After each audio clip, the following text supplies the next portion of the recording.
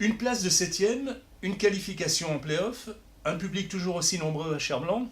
Jean-Marie d'Aragon, tu es le président de l'équipe pro et tu es un président heureux.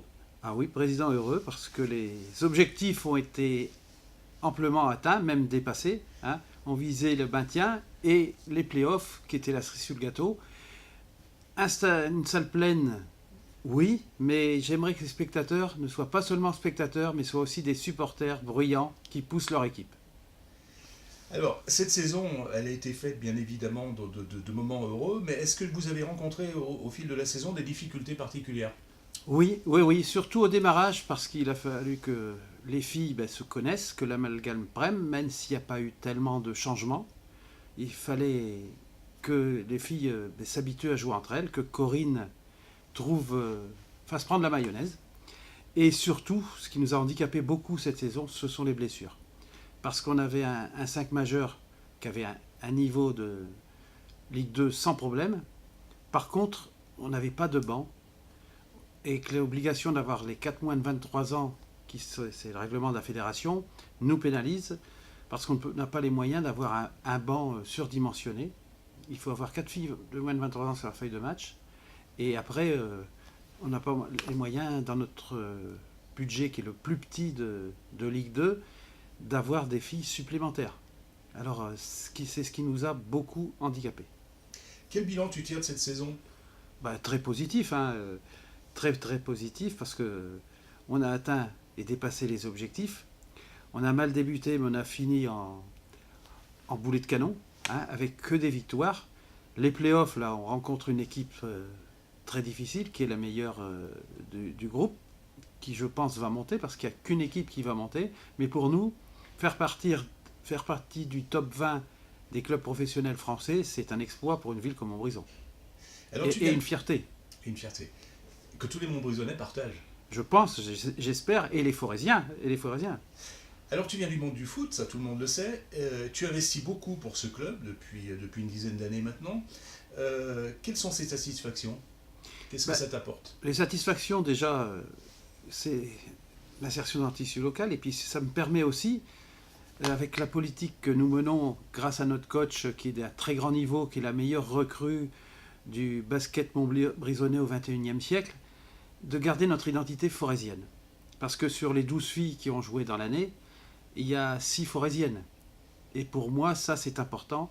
Et c'est un exemple pour toutes les gamines de la région. Des filles comme Aurélia Bouillon ou Camille Cabaton qui sont titulaires en Ligue 2 professionnelle, qui ont élevé leur niveau, qui sont triple championnes de France. Une petite comme Carla Venditti qui vient de Saint-Romain-le-Puy et qui est internationale présélectionnée en U19 en équipe de France pour faire les championnats du monde. C'est une fierté pour le club et pour la renommée du Montbrisonnais et du Forêt. Alors Sylvie, l'autre jour, la présidente nous a qualifié de Corinne comme étant une magicienne du basket. Quel qualificatif tu pourrais donner toi à l'équipe et aux joueuses qui la composent? Alors si tu le veux bien, on va prendre les joueuses. Une par une? Une par une, et puis tu vas essayer de me donner un qualificatif. Alors Aurélia. Aurélia, c'est notre pépite forésienne. 10 ans au club et une mentalité formidable. Camille. Camille, c'est le TGV ligérien. Elle a une vitesse redoutable et c'est la capitaine de l'équipe. Émilie. Émilie, c'est notre internationale ch'ti. Elle est déjà aussi depuis 4 ans au club et c'était la remplaçante de Dumer dire son niveau. Hein. Amina.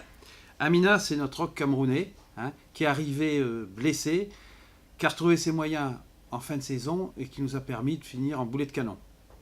Olga. Olga, c'est notre tsarine ukrainienne qui nous a apporté tout son talent. C'est la star de l'équipe et la meilleure marqueuse de Ligue 2. Carla. Carla, c'est le grand espoir du Montbrisonnais, j'en ai parlé tout à l'heure, présélectionnée pour faire les championnats du monde en U19. Nelly.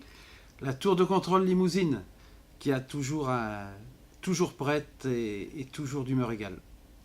Ophélie. Ophélie, c'est notre espoir antillaise, qui est jeune, qui a 20 ans aussi également.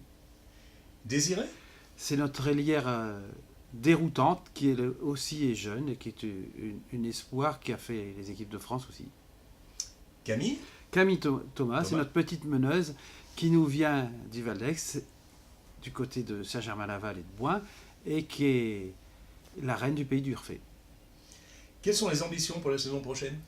Ben, si on peut renouveler une saison comme cette année, on signe tout de suite, je pense que Corinne. Mais Corinne a peut-être encore d'autres ambitions, la connaissant.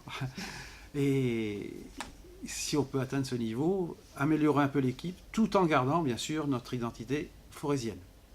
Ben écoute, c'est tout ce qu'on vous souhaite, parce que franchement, vous faites beaucoup pour Montbrison, et comme tu le disais, au-delà même de Montbrison, pour tout le forêt.